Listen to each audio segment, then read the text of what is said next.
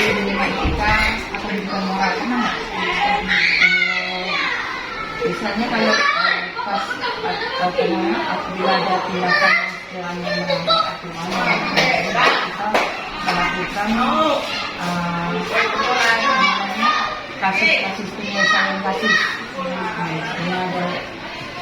Kita nggak rutin, cuma kalau seandainya pas ada kasus baru kita menyelesaikan.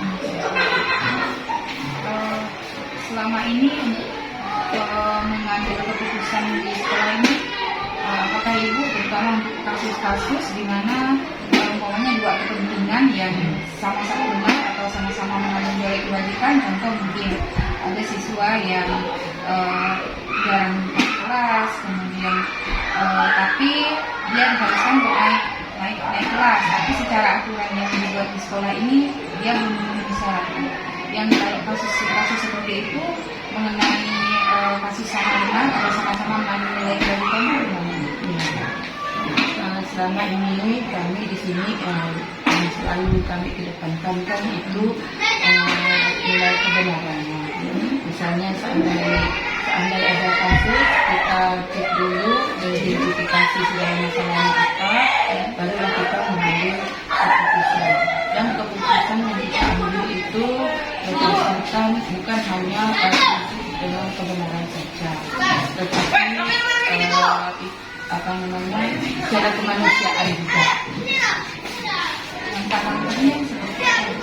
Langkah-langkahnya biasanya kita cari data dulu, kemudian kita identifikasi misalnya apa, dan dengan dulu, kemudian cari penyelesaiannya, baru kita ambil keputusan. Apa saja yang selama ini Ibu anggap efektif dalam pengambilan keputusan ini pada kasus-kasus salah satunya seperti dilema ya seperti yang tadi kami ceritakan, ya kita tetap mengalami prinsip kebenaran, kemudian kita juga harus mempertimbangkan karena di sini kan masih anak-anak sekolah, jadi pertimbangan itu juga secara moral secara moral. Mungkin selama ini ada beberapa tantangan yang kita sekarang ini lama dulu ya, penyesuaian yang tantangan dalam mengambil sebuah keputusan itu dalam kasus yang Ibu hadapi dalam dilema etika itu gimana? Tantangannya itu biasanya berasal dari siswa sendiri. Jadi kita dengan dukungan juga. Nah sama ini alhamdulillah bisa kita kasih dengan cara rembukan dengan individu gitu, cari solusinya. Kira-kira dari masyarakat sudah mendapatkan Ya pernah, iya. Contohnya waktu itu ada kebijakan sekolah,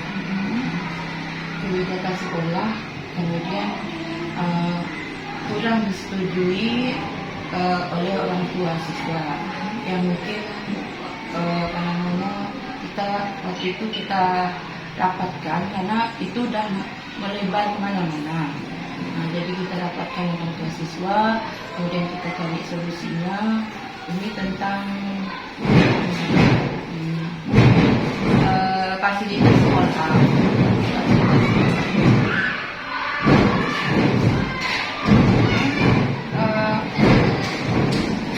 Apakah itu memiliki sebuah tata kelola atau tata kelola ya, atau jadwal tertentu dalam sebuah penyelesaian kasus dilema etika? Apakah Ibu langsung menyelesaikannya sendiri di tempat saat itu juga ya, atau Ibu memiliki sebuah jadwal tersendiri untuk bisa menyelesaikan kasus itu atau prosedur seperti apa yang Ibu jalankan ini, polanya nih yang kasus ini jadwalnya atau langsung diselesaikan? Selama ini kami di sini itu berusaha menyelesaikannya saat itu juga, jadi nggak berlarut-larut. sini biasanya kami bukan guru tiket kalau seandainya ada kasus, kecuali kasus yang serius, yang berat, yang melibatkan orang tua siswa. Nah, itu baru memang kita selesaikan secara hari itu juga. Seandainya belum selesai, kita lanjutkan dibuat jadwal. Apakah seseorang atau parpol yang selama ini mempermudah atau membantu ibu dalam pengambilan keputusan dalam kasus-kasus di Medika mungkin yang dipandang yang sangat membantu dalam kerja ibu ketika menangani kasus, orang ini yang sangat membantu? Mungkin ada seseorang di sekolah ini yang berperan juga ikut mengambil keputusan? Kalau masalah keputusan, selain kami umumkan semua guru, kalau yang memang serius itu kami umumkan. Kalau memang bisa kepala sekolah yang mengambil keputusannya, ya kepala sekolah. Ya tergantung serius tidak kasusnya. Tapi tetap kalau koordinasi dengan semua. Atau kalau berkaitan dengan murid, tentu koordinasinya dengan orang tua. Iya, dengan orang tua siswa. Dari semua yang disampaikan pengajar, apa yang dapat tips dalam pengalaman mengambil keputusan mengenai itu pelajaran atau hikmah yang dirasakan? Mungkin ya selama ini kan hikmah yang dapat kita ambil dari kegiatan penyelesaian kasus itu, ya kita dapat menyelesaikan kasus-kasus itu secara baik, selesai dengan baik. Hikmahnya di antaranya mungkin sesuai itu Ya, itu pasti sesuai itu jadi lebih baik, menjaga perubahan, kemudian komunikasi dengan orang tua bisa tidak lancar. Mungkin itu yang bisa saya sampaikan.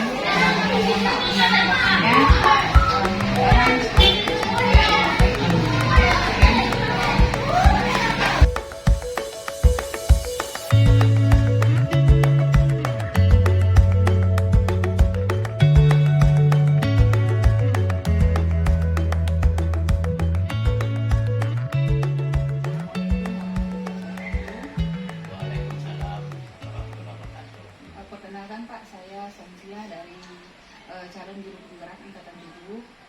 Kami punya tugas untuk mewawancarai 2 atau 3 kepala sekolah di lingkungan Tainhilir, Kecamatan Tainhilir, Kabupaten Sanggau, Kalimantan Barat.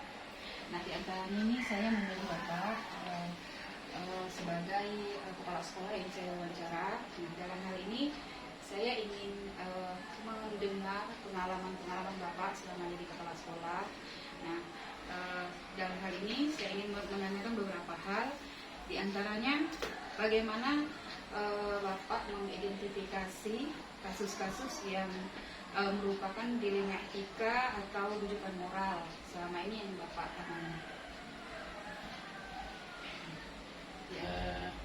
Terima kasih atas kedatangan dari Ibu Sonsia sebagai calon guru penggerak ya, untuk menanyakan beberapa hal tentang masalah dilema yang terjadi di sekolah ini ya. Untuk mengidentifikasi masalah-masalah yang kami hadapi ini, saya biasanya dapat masukan dari kawan-kawan, guru yang lain, masukan-masukan apa yang terjadi di sekolah ini, atau masalah-masalah yang terdapat di sekolah ini, terutama masalah anak. Jadi kami identifikasi permasalahan apa yang terjadi dulu ya. Apakah dia tentang umpamanya tentang pelanggaran tata tertib sekolah, atau mungkin etika ya, etika dalam pergaulan ya, ataupun kasus-kasus lain yang mungkin perkelahian contohnya ya Lingkungan sekolah. ya yang terjadi di lingkungan sekolah ataupun bahkan di luar lingkungan sekolah. Itu pun kami cepat menanggapinya supaya hal tersebut tidak meluas gitu ya. Selama ini bagaimana Bapak menjalankan pengambilan keputusan di sekolah, terutama untuk kasus-kasus di mana ada dua kepentingan yang sama-sama benar atau yang sama-sama mengandung nilai kebajikan. Benar, kemudian di situ ada nilai kebaikan dua-duanya untuk mengambil keputusan dalam kasus seperti ini. Untuk mengambil keputusan karena ini umpamanya ada perselisihan maksudnya gitu ya, perselisihan antar dua kelompok siswa atau dua orang siswa, di mana terjadi kalau kita tinjau dari segi permasalahannya ya kejadiannya sama-sama benar ya. Nah, jadi biasanya kami ya saya libatkan dulu dengan wali kelasnya dulu, menanganinya wali kelas dulu. Nah, kemudian setelah wali kelas kemudian serahkan lagi ke bagian kurikulum. Nah, kemudian nanti disitulah melihat kebenaran yang terjadi di kedua belah pihak ya, kebenaran apa, kebaikan apa yang terjadi di permasalahan kedua belah pihak ya. Nah, kemudian kalau masalahnya agak ya memerlukan penanganan serius, nah, maka siswa tersebut kedua belah pihak itu kami serahkan kepada bimbingan tamu BP ya. Nah, jadi di situ nanti akan diselesaikan permasalahannya ya. Jadi yang paling peran utama di sini ya BP lah, BP ya. Mungkin pihak sekolah biasa ikut mengajak orang tua juga Pak untuk menyelesaikan masalah. Nah, ini kebiasaan kami apabila terjadi dua kali siswa melakukan kesalahan yang sama atau kesalahan lain atau dua kali melakukan kesalahan, ya kami cepat pemanggilan orang tua karena itu adalah kami lihat salah satu cara terbaik untuk penanganan masalah Untuk kerjasama. ya penyelesaian permasalahan. Jadi sangat diperlukan ya pengertian orang tua. Ya. Jadi kami tetap selalu menghubungi orang tua kalau terjadi satu kali kesalahan atau pelanggaran baik tata tertib atau kesalahan lain, maka wali kelas atau kesiswaan atau BP itu menelpon orang tua ya, tahu bahwa anak bapak tanggal sekian jam sekian umpamanya bolos masuk keluar jalan-jalan umpamanya ya, keluar tidak mengikuti jam pelajaran umpamanya ya, atau terjadi perkelahian, nah diberitahu dulu. Nah, nanti kalau terjadi pengulangan kasus yang sama, yang kedua nanti orang tua yang akan dipanggil untuk menyelesaikan permasalahan itu. Itu istilahnya mitra sekolah. Nah ya, sangat kami perlukan kan sekolah. Langkah-langkah umpamanya prosedur ketika Bapak menyelesaikan melakukan penyelesaian, prosedurnya seperti apa Pak biasanya dalam menyelesaikan kasus-kasus itu? Ya biasanya ya saya selalu menggunakan pendekatan ya. Bahkan masalah-masalah berat, kasus-kasus berat ini biasanya umpamanya terjadi pencurian, umpamanya terjadi kasus-kasus yang berat hasilnya kan, maka biasanya ya saya serahkan sini ada beberapa guru yang saya ajak ya untuk minta pendapat bagaimana menyelesaikan permasalahan ini. Nah, kemudian secara khusus biasanya itu saya panggil secara khusus ya, saya khusus ditempatkan di mana temannya sendiri pun tidak tahu bahwa dia dipanggil permasalahan Menjaga anak ya, menjaga nama baik anak itu ya, siapa tahu namanya kan takutnya praduga nanti tak bersalah. Betul. Ya, itu kan kita menjaga juga, menjaga jangan sampai walaupun anak tersebutnya kita tahu umpamanya terjadi ya umpamanya yang sering kami jumpai pencurian umpamanya kan, pencurian uang dan sebagainya, HP dan sebagainya, barang ya. Jadi kami utamakan dulu istilahnya dengan praduga tak bersalah kepada siswa. kepada siswa. Ya, namun ya selama ini hasilnya pun ya, baik penyelesaiannya. Hal-hal yang apa saja yang selama ini Bapak anggap efektif dalam pengambilan keputusan pada kasus-kasus tersebut, Pak? Yang Bapak anggap efektif hal-hal di antara Yang dianggap efektif ya memang pendekatan ya dengan kita orang tua gitu ya. ya kita anggap dia itu anak kita sendiri gitu ya, ya termasuk ya Pendekatan psikologis. ya pendekatan ya kita anggap ya berkomunikasi sebagai antar teman, antar orang tua ya. Nah, gitulah kita anggap ini sebagai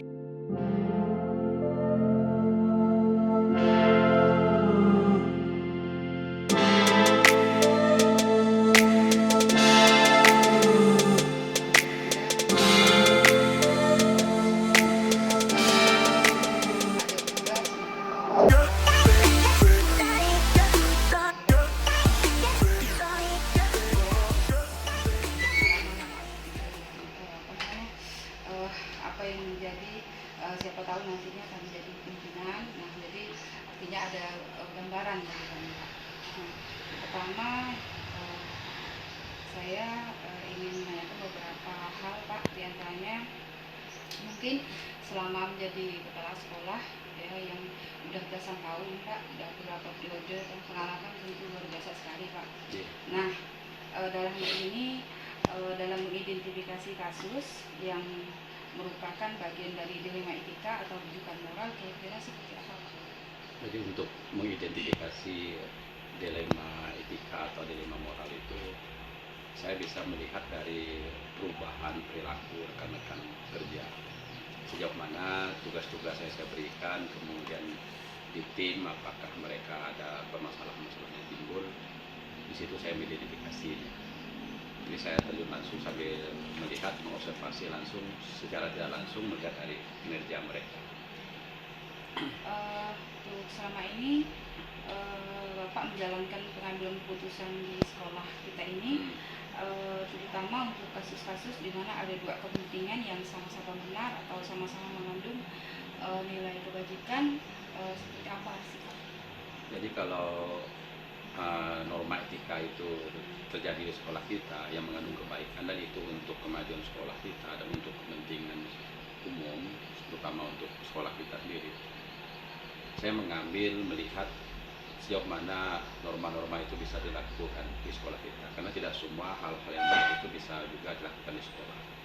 Tentu hal itu juga saya minta masukan dari rekan-rekan yang bisa saya percaya, terutama guru senior dan guru-guru yang bisa memberi pertimbangan kepada saya untuk mengambil keputusan tersebut. Karena dua hal yang baik itu sulit kita menentukan, maka kita perlu pertimbangan sehingga ya harus melibatkan, tidak bisa saya sendiri melibatkan hal tersebut. Langkah-langkah prosedur yang biasa Bapak lakukan selama ini kira-kira seperti apa? Yang untuk masalah norma etika itu, Iya, Pak. jadi secara prosedur tidak ada sih, saya hanya spontan saja saya mengambil suatu keputusan atau juga mengidentifikasi masalah secara spontan.